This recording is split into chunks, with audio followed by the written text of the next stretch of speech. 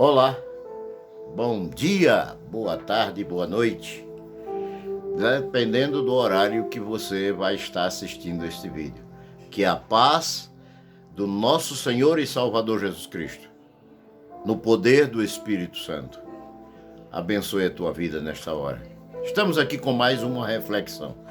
Desta vez, queremos refletir sobre a última Páscoa de Jesus Cristo com seus discípulos e a primeira ceia do Senhor. Eu quero destacar alguns ensinamentos do nosso Senhor e Salvador Jesus Cristo que estão embutidos no texto de Lucas capítulo 22 e o versículo 7 a 20. E de antemão eu quero dizer que faço coro com aqueles que creem que um tio, um ponto, uma vírgula e até uma dificuldade de transliteração ou de tradução na Bíblia é propósito de Deus. Porque a Bíblia é a carta magna do cidadão dos céus aqui na face da terra. Assim que vamos fazer uma análise de algumas coisas curiosas neste encontro que Jesus tem, secreto, privado, com seus discípulos. Primeira coisa que me chama a atenção aqui em Lucas 22, versículos 7 a 20, está no versículo 7. É que a Bíblia diz que chegou o dia de imolar a Páscoa. Havia uma necessidade humana de Jesus, porque Jesus, estando na terra, era 100% homem, sem deixar de ser 100% Deus. E esta necessidade humana de Jesus, é importante observar que, enquanto homem, Jesus era um cidadão hebreu. Portanto, ele tinha obrigações civis, legais, religiosas, como hebreu, como judeu. Daí que ele tinha que imolar ou sacrificar a Páscoa. Agora, a Bíblia diz que era necessário imolar a Páscoa e que chegou o dia da Páscoa. O que significa então Páscoa? A ressurreição? Nananina não. Páscoa nunca foi símbolo de ressurreição. Páscoa é símbolo de libertação. Libertação do povo hebreu do domínio e da escravidão do Egito. Era uma festa, a Páscoa é uma festa exclusivamente judaica. E é comemorada para se festejar a saída do Egito, da escravidão de Faraó do Egito. Era uma forma que Deus instituiu para o povo hebreu comemorar a saída do Egito. Portanto, era a comemoração da libertação e não da ressurreição. Essa Páscoa que está aí, ela não é a Páscoa que está na Bíblia. Até porque essa que está aí tem ovo de coelho, que é chocolate. E a da Bíblia tem ervas amargas, cordeiro assado, e aí vai por assim diante, que é comemorado ainda hoje pelo povo judeu. A primeira Páscoa na história da humanidade está registrada em Êxodo capítulo 12, versículo de 1 ao 20. Esta festa marca ainda hoje o início do calendário hebreu.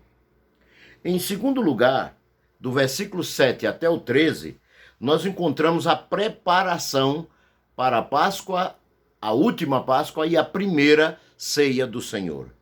Jesus escolhe dois dos seus discípulos de maior confiança, de maior intimidade, de maior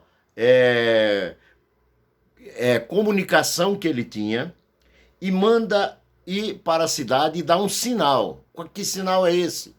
é que haveria um homem carregando um cântaro, algo anormal. Naquele tempo, o comum era você encontrar mulheres carregando cântaro com água, mas homem não.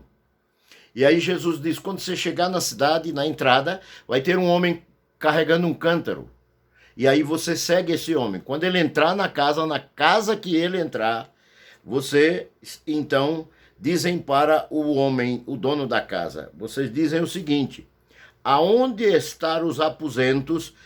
O mestre manda dizer, onde está o aposento em que hei de comer a Páscoa com meus discípulos? Ou seja, é como se já havia alguma coisa programada, ou como se fosse alguém que já conhecia Jesus, fosse da confiança de Jesus, como se já tivesse alguma coisa combinada. Porque mestre era qualquer mestre, qualquer rabino. Mas, ao vir um dos discípulos dizer, o mestre quer saber onde é, dá a entender alguma coisa já preparada, porque Deus não é Deus dos improvisos. A Bíblia diz que ele providenciou a nossa salvação antes da fundação do mundo. Deus é um Deus organizado. Então, Pedro e João obedecem à palavra de Jesus à risca e encontram o homem com o cântaro, segue aquele homem e dizem as palavras da mesma forma que Jesus lhe ordenou. No versículo 14 até o 20, nós vamos encontrar a celebração da última Páscoa e da primeira ceia do Senhor.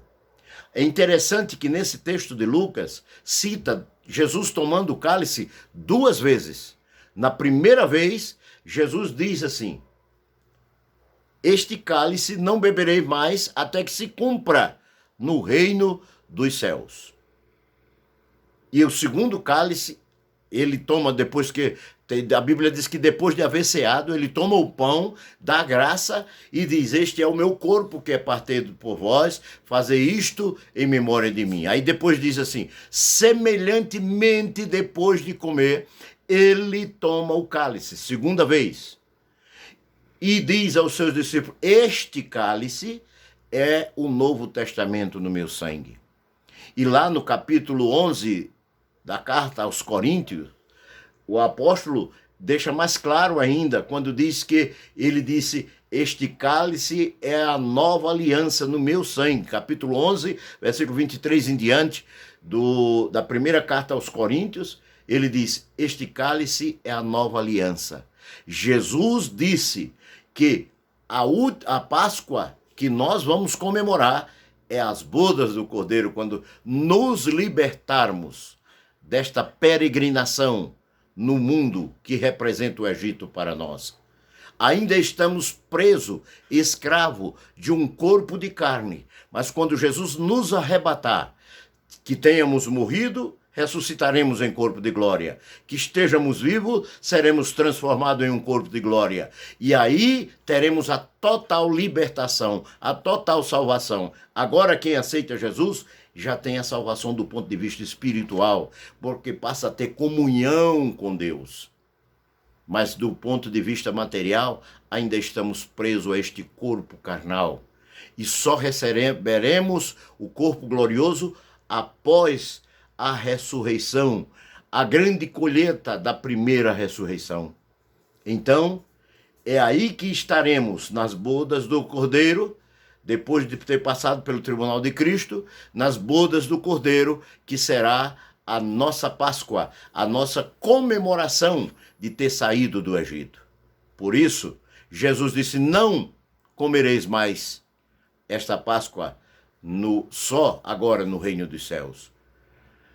Agora, quando ele toma o pão e o vinho, segunda vez, ele diz, fazei isto em memória de mim. Não importa se você vai celebrar a ceia na sua igreja todos os domingos, no início do cristianismo era todos os dias. A Bíblia diz que todos os dias partiam o pão e comiam juntos com singeleza de coração. Depois passou a ser apenas no domingo, primeiro dia da semana. Depois passou a ser apenas no primeiro domingo do mês. Não tem diferença, o importante é que você sente, participe deste culto especial. Por que às vezes eu chamo ele de Santa Ceia? Porque não é que é santo porque salva alguém, não. É santo porque é separado, no sentido de separação, porque a palavra santificação também significa separação. É um culto separado, exclusivo, para ser comemorado a morte vicária de Cristo na cruz do Calvário, celebrarmos a sua morte que nos deu o perdão dos nossos pecados. Por isso, nenhum cristão pode perder a ceia do Senhor. Primeiro, porque Jesus disse, fazei isto.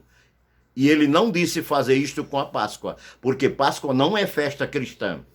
E essa Páscoa comemorada aí, ela é 40 dias depois do Carnaval. Por isso que ela não tem data certa. Um ano é numa data, outro ano é na outra, porque ela depende da data do Carnaval.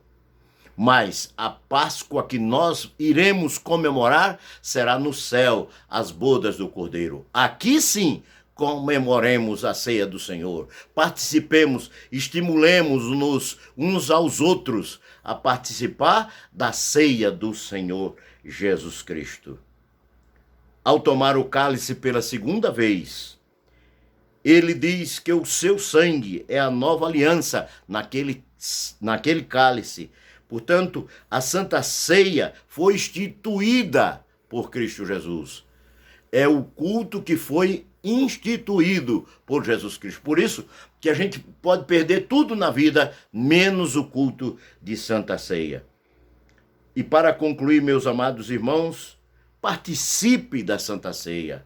Meus amados companheiros de ministério, estimule a sua igreja a participar da ceia do Senhor e não da festa judaica, que é a Páscoa. E não essa que está aí, porque essa que está aí não tem fundamento bíblico, nem é comemorado nos moldes da Bíblia. E não tem o significado que na Bíblia tem a Páscoa. Porque na Bíblia a Páscoa é libertação. E essa daí dizem que é ressurreição. Pois bem, muito bem, que Deus nos abençoe e que possamos obedecer ao Senhor Jesus. Porque ele disse, coma deste pão, beba deste cálice e anunciai a morte do Senhor até que venha. Que Deus, Pai, em Cristo Jesus, seu bendito Filho, no poder do Espírito Santo, nos esclareça para estarmos sempre apegados à palavra indefectível de Deus, a Bíblia Sagrada. Amém e amém.